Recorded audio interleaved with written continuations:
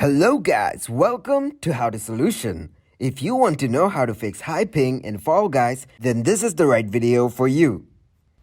First, search and open Control Panel on your computer.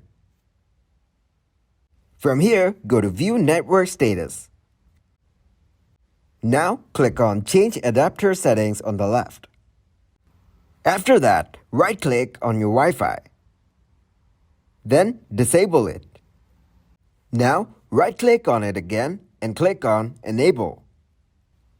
After it's done, go to Network and Sharing Center. From here, click on your Wi-Fi name. Then, click on Properties. Enable Internet Protocol version 4. Then, click on Properties. Now, select Use the following DNS server addresses. Then, on Preferred DNS Server, type in 8888. And on Alternate DNS Server, type in 8844 and then click on OK. After that, just close everything up and it's done. That is it for this video. Please leave a like and subscribe to the channel for more tutorials like this. Thanks for watching. Goodbye.